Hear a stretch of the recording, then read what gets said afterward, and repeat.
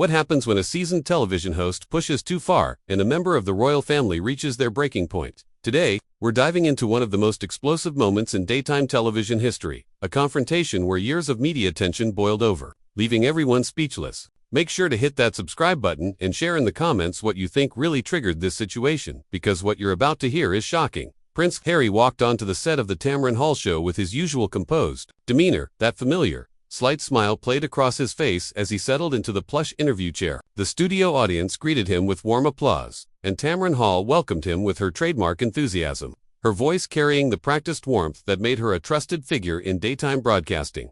"Your Royal Highness, thank you so much for being here today," Tamron began, her hands folded neatly in her lap as she leaned forward, creating that signature intimacy she was known for. "I know our viewers are absolutely thrilled to hear from you, especially given everything that's been happening in your life recently." Harry nodded politely, posture relaxed but alert. "Thank you for having me, Tamron. It's always a pleasure to speak with you and your audience." The opening minutes went as expected. Tamron steered the conversation through familiar ground. Harry's charitable work, his recent projects, and causes close to his heart. He responded with the practiced ease of someone who'd given thousands of interviews, thoughtful, measured, and occasionally punctuated by the self-deprecating humor that had endeared him to millions. "You've been incredibly vocal about mental health awareness," Tamron continued in a supportive tone. "Can you tell us what inspired you to make this a central focus of your advocacy?" Harry's expression grew serious, his voice taking on the passionate edge that always emerged when he discussed topics close to him. "Mental health affects everyone, regardless of background or circumstances. I've seen firsthand how damaging it can be when people suffer in silence, when they feel they can't reach out because of stigma or shame." The conversation flowed smoothly, and for nearly 20 minutes, everything felt normal. The audience was engaged, Harry appeared at ease, and Tamron was showcasing the skills that earned her respect in the industry. Then, something shifted. It began subtly. Tamron's questions started to take on a different tone, more probing, more personal. "Speaking of suffering in silence," she said, her voice still professional but with a sharper edge, "there's been a lot of speculation about your relationship with your family, particularly your father and your brother." Harry's smile faltered almost imperceptibly. His shoulders tensed slightly, a subtle signal to those who knew him, but Tamron pressed forward. "Many feel you've been quite critical of the institution that raised you, that gave you everything you have today.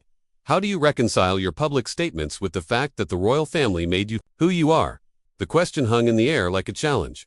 Harry's jaw tightened. He took a steadying breath before replying. "I think there's a difference between being grateful for opportunities and being honest about experiences that were harmful or damaging." But Tamron wasn't done. She leaned in slightly, her voice dropping into a conspiratorial tone, the kind used by interviewers sensing a potential breakthrough. "But don't you think there's a certain level of ingratitude in publicly airing what many consider private family matters? After all, millions would give anything to have the privileges you were born into." The change in Harry's demeanor was immediate. His back straightened, his hands gripped the arms of the chair, his voice sharpened, controlled, but unmistakably edged with anger, familiar to those versed in royal protocol. "I'm sorry, but I think you're mischaracterizing my intentions and my experiences," Harry said, his words carefully measured, but carrying an unmistakable warning. "Speaking truth about harm isn't ingratitude. It's necessary for healing and growth." The studio audience sensed the shift. The comfortable buzz that had filled the space fell silent, replaced by palpable tension. Yet Tamron seemed energized by Harry's reaction, not deterred. "But surely you can understand why people might see it differently," she continued, her voice now carrying an almost prosecutorial tone. "You've made millions of dollars from books and interviews that essentially throw your family under the bus. At what point does sharing your truth become exploiting your pain for profit?" Harry's face went completely still. The practiced media smile vanished, replaced by an expression of cold fury rarely seen from him in public. When he finally spoke, his voice was quiet, but absolutely lethal. "I think you need to be very careful about the accusations you're making." The warning was unmistakable, but Tamron Hall had built her career on asking tough questions, on pushing guests to reveal more than they intended. She had interviewed world leaders, celebrities, and everyday people with extraordinary stories and developed a keen instinct for when someone was on the verge of breaking, when a moment was about to become television history. Unfortunately, for everyone involved, her instincts were about to be proven right. The silence following Harry's warning stretched on. Studio cameras continued rolling, capturing every subtle shift in expression and body language. Production assistants froze, uncertain whether to step in or let the moment unfold. To her credit, Tamron didn't back down. She had spent years building her reputation on fearless journalism, asking what others wouldn't, but something in Harry's eyes in that moment should have made her reconsider. Instead, she doubled down. I'm not making accusations, Your Highness, she said, her voice adopting the practiced innocence of a seasoned interviewer. I'm simply asking questions I think our viewers deserve answers to. After all, you chose to go public with these private family matters. Harry's hands now gripped the chair's arms, his knuckles white with tension. The public eye is not the same thing as being subjected to character assassination disguised as journalism. The words landed hard, but instead of backing off, Tamron seemed to feed on the confrontation. Her posture shifted more direct, more combative. Character assassination is a strong accusation to level against someone simply doing their job. Your job, Harry replied, his voice rising for the first time, is supposed to be conducting interviews, not prosecuting your guests for choices you personally disagree with. The audience was dead silent now, watching the exchange with a mix of fascination and discomfort. Some in the front row shifted uneasily, realizing this had become a deeply personal clash between two strong-willed people. Tamron's eyes flashed, with something close to triumph. She had gotten under his skin, cracked the royal composure Harry had spent a lifetime perfecting. I think you're being overly sensitive to legitimate questions about your public statements and actions. Overly sensitive, Harry repeated, his voice now undeniably angry, though still struggling to stay controlled. You're sitting here questioning my motives, my character, my relationship with my family, and you think I'm being overly sensitive for pushing back. I'm questioning the inconsistencies in your public narrative. Tamron shot back, her professional mask slipping just enough to reveal the fierce competitor underneath. You can't claim to want privacy while writing best-selling memoirs about your private life. You can't say you want to protect your family while publicly detailing every perceived slight and grievance. The attack was surgical in its precision. Tamron had clearly done her homework. She had identified what she believed was the core contradiction in Harry's public image, and she wielded that insight like a weapon. The atmosphere in the studio was electric with tension. Everyone present seemed to sense they were witnessing a moment that would be dissected for years to come.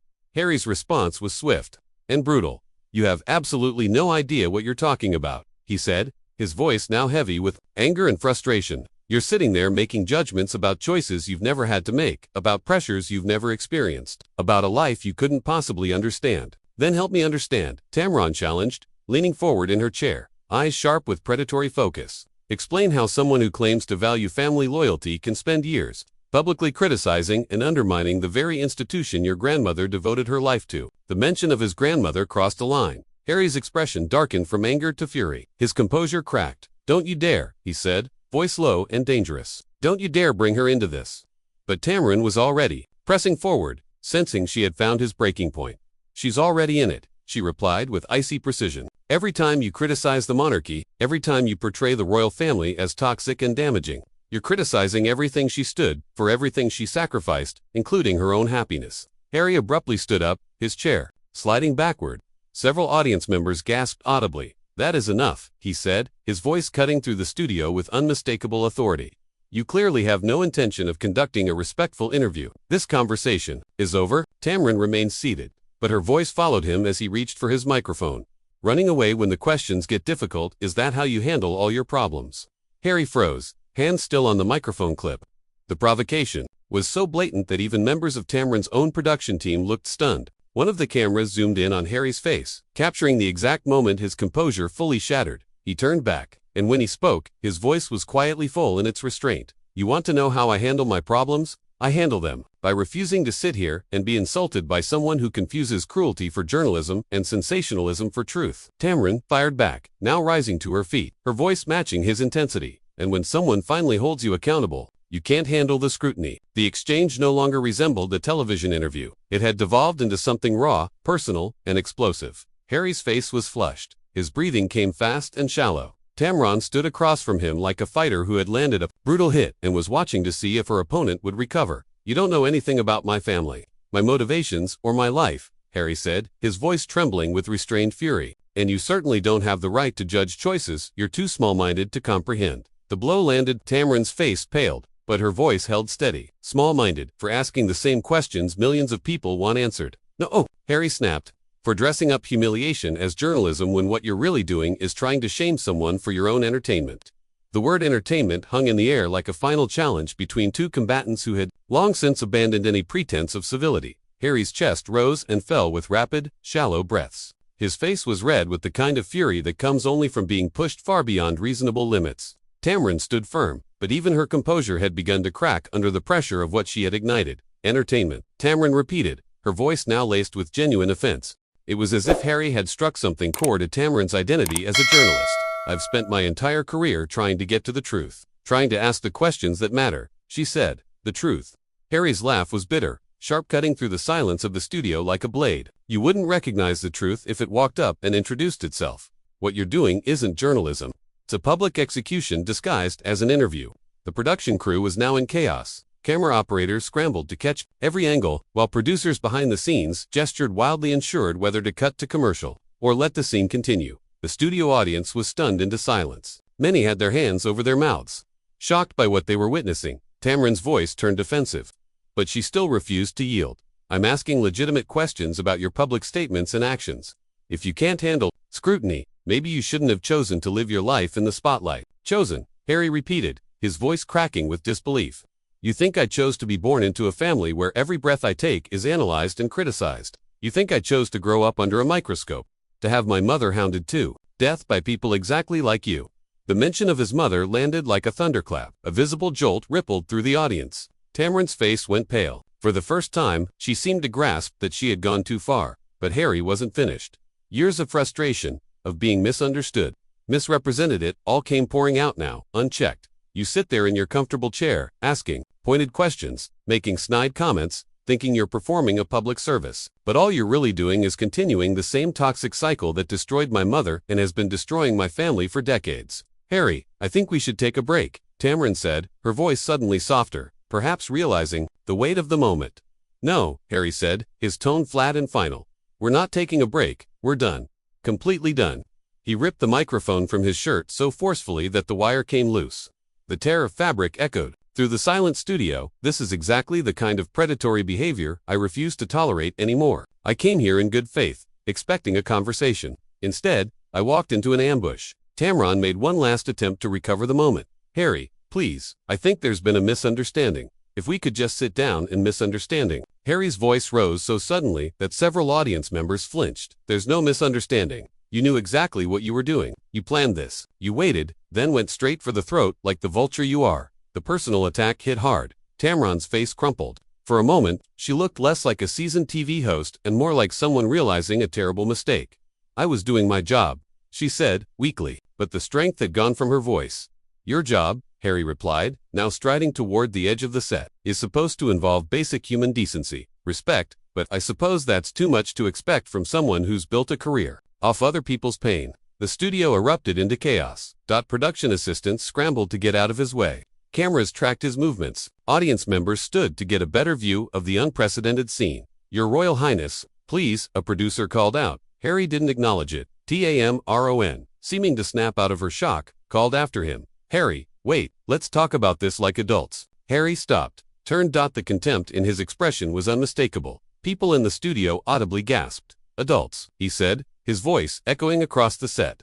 Adults don't ambush their guests with character assassinations disguised as interviews. Adults don't exploit grief and trauma for ratings. And adults certainly don't hide behind journalism when what they're doing is public humiliation. I never intended, Tamron began. Harry raised a hand in elegant, dismissive gesture full of royal authority. Your intentions are irrelevant, he said, his voice ice cold. Your actions speak for themselves, and your actions today were disgraceful. With that, he turned and walked off the set back straight, head high, composed even as chaos exploded around him. Camera operators followed, capturing every step of his exit as he disappeared down the corridor and out of view. The studio fell into a stunned, heavy silence that seemed to stretch forever. Tamron stood frozen, as if she couldn't quite believe what had just happened. The audience remained in stunned silence, still processing the fact that they had just witnessed a member of the British royal family storm off a television set in one of the most dramatic confrontations in daytime TV history. Finally, Tamron seemed to remember where she was and what she was supposed to be doing. She turned slowly toward the camera, her usual poise completely shaken. Her voice, when she spoke, was unsteady and faint. We're going to take a commercial break, she said, barely audible over the noise of the production crew scrambling to respond to the chaos unfolding around them. As the studio lights dimmed and the cameras stopped rolling, the weight of what had just occurred began to settle over everyone present. What began as a routine celebrity interview had unraveled into one of the most explosive moments ever captured on daytime television. It was a moment destined to be replayed, scrutinized, and debated for years.